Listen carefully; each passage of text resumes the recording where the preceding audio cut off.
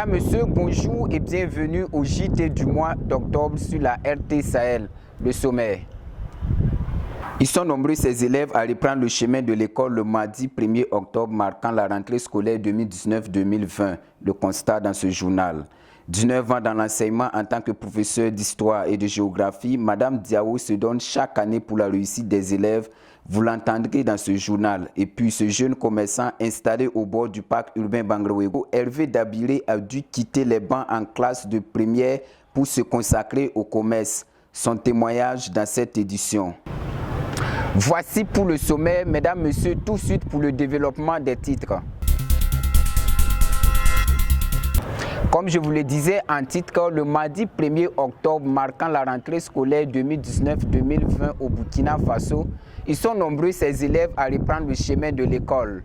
Wenson Michel Ouedraogo est allé faire le constat au complexe scolaire Bangré-Yiguia. Suivons son reportage.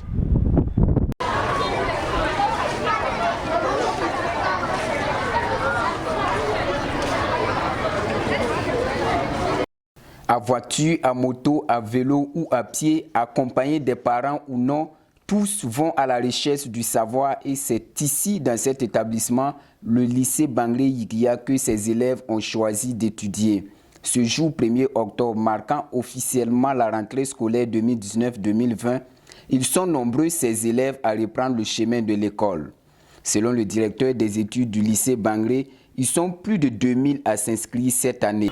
Alors, au niveau du complexe scolaire Bangré, notre particularité, dès le premier jour de la rentrée, c'est nous mettons l'accent sur la conduite que les élèves doivent tenir en ce premier jour, à savoir les faire connaître le règlement intérieur de l'établissement.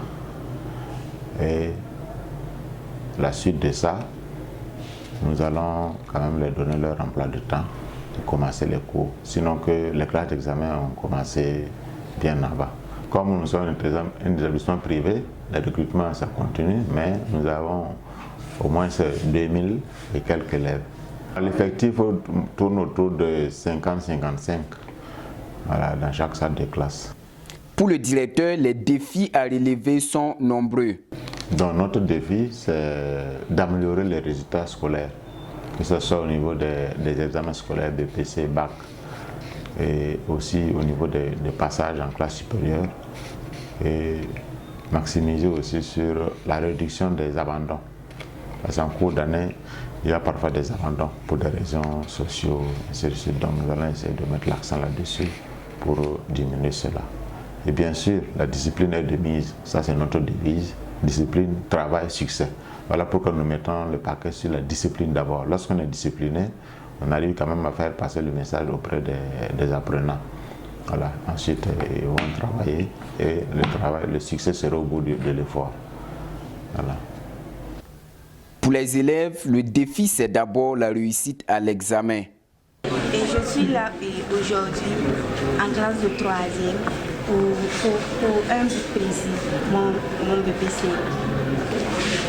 Je dois relever ce défi pour être la meilleure au concours de l'examen 2019-2020. Pour cette année 2019-2020, je pense que les défis à relever, c'est notamment l'obtention du bac à travers les différents exercices que nous aurons à faire avec les professeurs et les élèves aussi en groupe. Au sujet des grèves, le directeur demande aux enseignants de mettre un peu d'eau dans leur vin. Non, je pense que, comme vous le dites, des enseignants, ils doivent comprendre que ces premiers instants-là, c'est vraiment primordial pour les élèves. Donc, je pense que chacun va essayer de mettre un peu d'eau dans son vin pour qu'on puisse démarrer l'année. Voilà, quitte à ce qu'au niveau de la hiérarchie aussi, on essaie de voir comment résoudre les problèmes au fur et à mesure. Sinon, camper sur ces positions comme ça, ça ne résout pas de problème. À ce sujet, les élèves pensent que la responsabilité incombe au gouvernement, même s'ils reconnaissent quelquefois leurs responsabilités. À ce sujet, je pense que tout est dans les mains du gouvernement. Parce que, disons, les grèves, il y a des élèves aussi, ils se penchent sur les grèves pour pouvoir perturber les cours au niveau des écoles, tout. Donc, je pense que le travail est au niveau du gouvernement. Le gouvernement doit mettre assez de moyens pour éviter tout cela. Chez les tout petits, c'est également la fierté de retrouver le chemin de l'école après 3 mois de repos. Je m'appelle Tinebro Kevin. Je fais la classe de TM2. Je suis fière de faire de la rentrée. Le complexe scolaire Bangré fait la part belle à la discipline. Voilà. Pour ce qui est de la discipline, comme vous l'avez constaté ce matin, nous mettons l'accent sur l'habillement, notamment la tenue scolaire. La tenue doit être conforme, n'est-ce pas, au modèle de l'école. Et la coiffure, pas une coiffure extravagante, nous voulons simplement une coiffure très simple. Pour les garçons, ils se coiffent à ras. Et pour les filles, des nattes simples, parce que les mèches sont carrément interdites. Voilà. Maintenant, au niveau de la jupe, si la jupe n'est pas conforme, on n'accepte pas. Et au niveau des garçons, il y a le pantalon, comme ils l'appellent souvent des bas slimés. Nous refusons tout ça. Nous voulons un pantalon très simple. Justement, parlant de la discipline, cet élève s'est vu refoulé par l'éducateur général Ali Ouedraogo parce que sa tenue n'étant pas conforme au modèle de l'établissement. Pantalon collant, ce genre d'habillement est inacceptable dans cet établissement. Et toute cette rigueur, c'est pour un seul objectif, la réussite des élèves. Réussir, n'est-ce pas, au niveau de la discipline, pour que les enfants soient assidus à l'école et mieux suivre les cours, pour qu'en fin d'année, on soit tous heureux, quoi. C'est-à-dire la réussite en classe, en passage à classe supérieure et la réussite au niveau des différents examens, BPC comme baccalauréat. Aux heures de pause, il ne manque pas de quoi grignoter. C'est également la rentrée pour ces vendeuses installées dans la cour de l'établissement. Des galettes au chocolat, en passant par des bonbons, des sandwichs et autres, ces dames font de bonnes affaires au cours de l'année scolaire et c'est au grand bonheur des élèves qui se frottent les mains. Rentrée toujours, elle est professeure d'histoire et de géographie. Madame Diao, puisque c'est d'elle qu'il s'agit, a 19 ans de carrière dans l'enseignement. Et c'est avec la même détermination qu'elle entame l'année scolaire. Elle promet donner le meilleur d'elle-même pour la réussite des élèves en cette année scolaire 2019-2020. Elle s'exprime au micro de Wenson Michel Ouedraogo. Donc, cette année, je tiens 6 classes, dont la classe de 3e, terminale, 2 premières, une 6e, une 4e. Cette rentrée scolaire me permet de donner le meilleur de moi-même aux élèves pour leur réussite. Mais je souhaite vraiment qu'il n'y ait pas de perturbation cette année pour qu'on puisse terminer les programmes et qu'on puisse accompagner surtout les élèves des classes d'examen à réussir leurs examens.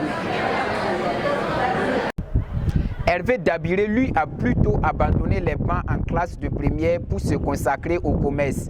Installé au bord du parc urbain Bangré-Ouégo, il propose en cette rentrée scolaire ses articles à ceux qui ont toujours la chance d'aller à l'école. Wenson Michel Ouedraogo et Irénée Zerbo sont allés à sa rencontre, suivant leur reportage.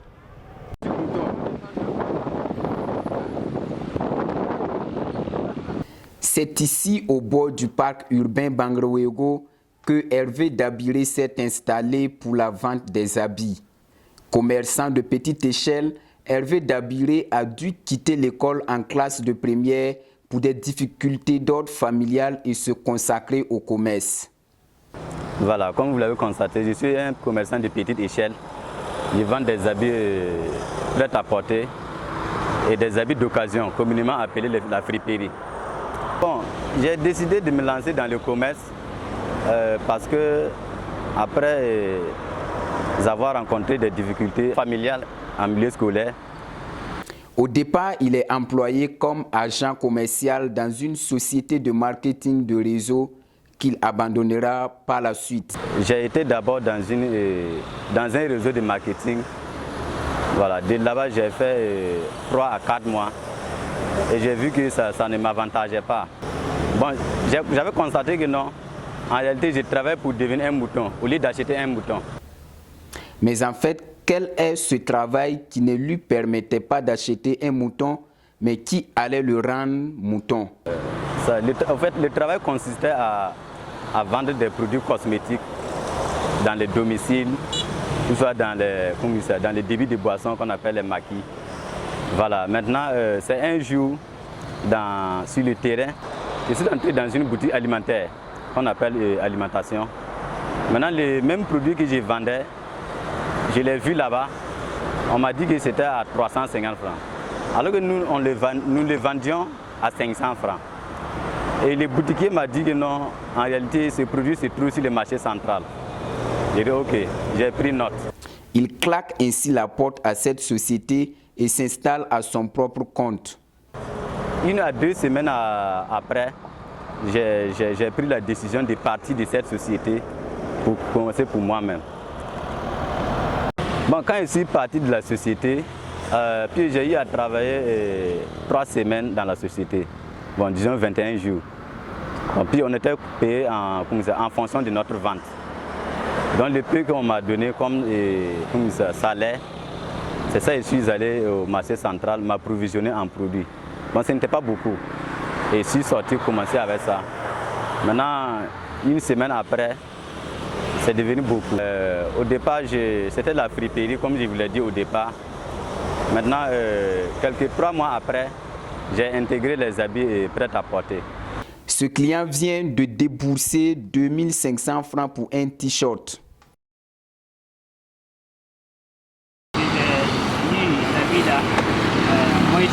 Mais ce n'est pas ça le problème. Moi, je n'avais pas assez d'argent comme ça pour acheter des beaux habits. Non, les habits sont de qualité. Voilà, je suis resté dans ça pendant 7 mois. Au cours de ces 7 mois, j'ai réalisé quelque chose de 500 000. Voilà, je me suis acheté une moto. Voilà. Et vraiment, aujourd'hui, je rends grâce à Dieu parce que ce que je gagne, ça me permet de subvenir à mes besoins. Parti de 20 000 francs, Hervé Dabiré arrive aujourd'hui à subvenir à ses besoins, même s'il reconnaît toutefois que l'entrepreneuriat n'est pas une chose aisée. L'entrepreneuriat, c'est un domaine un peu très difficile. Si tu n'as pas l'audace, tu vas céder au départ. Voilà. Mais moi, j'ai toujours dit, quand tu es dans une maison et que la porte est fermée, c'est une possibilité, il faut sortir par la fenêtre. En attendant de trouver l'alternative de sortir par la fenêtre, ici, mesdames, messieurs, nous avons toujours la possibilité de sortir par la porte. C'est sur ce ton que prend fin l'édition Le JT du mois d'octobre.